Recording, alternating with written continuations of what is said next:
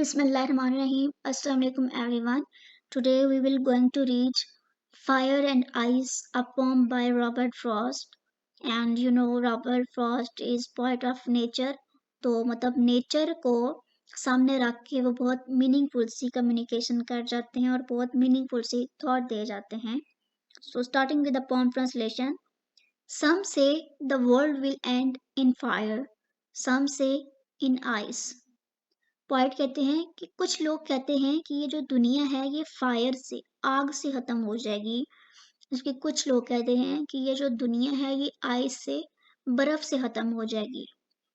From what I've tasted of desire, I hold with those who favor fire. But if it had to perish twice, I think I know enough of hate to say that for destruction ice is also great and would suffice. अगली दो line में point कहते हैं कि जहाँ तक मैंने test किया है अपनी ख्वाहिशात को, अपने डिज़ायर्स को, तो मैं उन लोगों को फेवर देना चाहूँगा कि जो कहते हैं कि जो दुनिया है वो फायर से ख़त्म होगी. ठीक है, जो मतलब पॉइंट कहते हैं कि जितना मैंने लाइफ को परखा है या जितनी मेरी ख्वाहिशात हैं या जितना मैंने लोगों को देखा है, तो मुझे लगता है कि वो लोग जो कहना चाह रहे हैं कि फायर से दुनिया ख़त्म हो जाएगी वो ठीक कह रहे हैं. But if it had to perish twice, I think I know enough of hate to say that for destruction I is also great and would suffice. और पाइट कहते हैं लेकिन अगर मुझे दोबारा सोचने का मौका मिले या मैं दोबारा दूसरी नज़र से देखूं, तो मैं कहूँगा कि ये गलत नहीं है कि दुनिया में नफरत इतनी ज़्यादा है कि जो लोग कह रहे हैं कि दुनिया जो है वो बर्फ़ से ख़त्म होगी, वो भी ठीक कह रहे हैं, क्योंकि जो आइस है वो भी बहुत ग्रेट है किसके लिए, डिस्ट्रक्शन के लिए, जो कि ख़त्म कर देगी सोसाइटी को, कि जिससे जो सोसाइटी है वो बिल्कुल तबाह हो जाएगी. ठीक है, अब मैं आपको ये तो थे लिटरल मीनिंग. अब मैं आपको बताती हूँ कि फायर और आइस का मतलब क्या है. अब देखिए फायर क्या होती है. फायर होती है, आप कह सकते हैं कि जिससे हमें एक सिंबल मिलता है हेट का, जेलसी का, प्योर डिस्ट्रक्शन का, गुस्से का, किसी की नफरत का. तो वो लोग जो दूसरों से जलते हैं, नफरत करते हैं, जेलसी रखते हैं, हसद करते हैं, उनको उनके जज्बात को पॉइंट ने फायर से रिप्रेजेंट किया है, फायर से तशबीह दी है.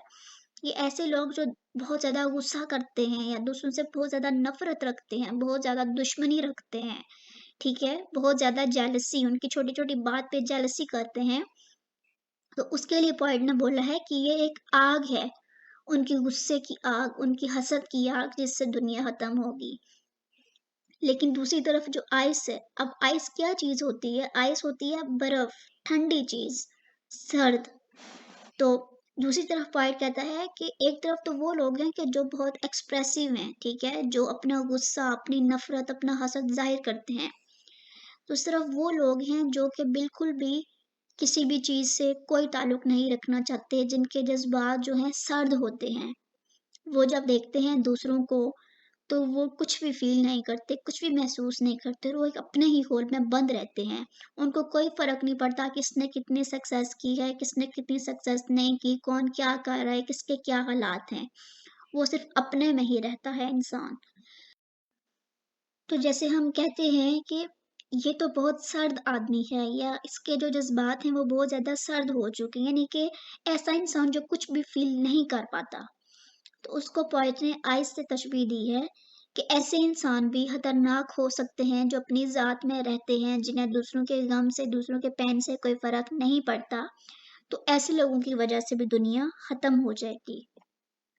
नाउ थीम्स ह्यूमन रिलेशनशिप्स, कि इंसान का जो रिलेशनशिप है लोगों के दूसरों के साथ, ठीक है, कि वो किस तरह के पॉइंट ने बयान किए हैं, उसने कैसे पॉइंट ने बयान किया है कि किसी की नफरत, किसी का गुस्सा, किसी की हसद को उसने फायर से किया है, और किसी के सर्द जज्बात को एक ऐसा इंसान जो कि बिल्कुल जो मतलब फीलिंगलेस है, तो उसको उसने आइस से दिया है कि इंसान के जो रिलेशनशिप्स होते हैं वो दो तरह के हो सकते हैं. डिस्ट्रक्टिव टेंडेंसीज की बात की गई है कि जो फायर आइस है इनकी अपनी वैल्यू है, ये दोनों कितनी डिस्ट्रक्टिव है, इनके जो नेचर है, ठीक है।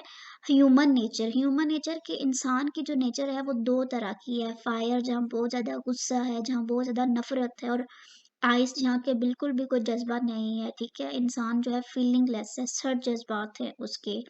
रिप्रेजेंटेशन ऑफ इमोशंस के जो ह्यूमन के जो इमोशंस है उसको कितना ब्यूटीफुली पोएट ने रिप्रेजेंट किया है through the symbol of fire and through the symbol of ice. So this is very short and very easy poem of Robert Frost. Symbolism. Fire, it symbolizes desire, intense emotions, and passion of humans, while ice symbolizes destruction, coldness, emotional detachment of humans.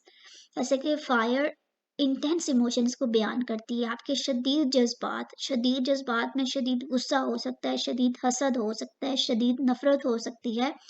जबकि ice जो है वो coldness है, जहाँ की emotional detachment होती है, यहाँ जहाँ यानी कि आपको किसी के साथ, ह्यूमंस के साथ अटैचमेंट होती ही नहीं है, ठीक है। तो ये दोनों हैं, एक दूसरे से बहुत अलग है, लेकिन ये दोनों ही हैं डिस्ट्रक्शन का काम करते हैं, जो कि सोसाइटी को तबाह कर देते हैं।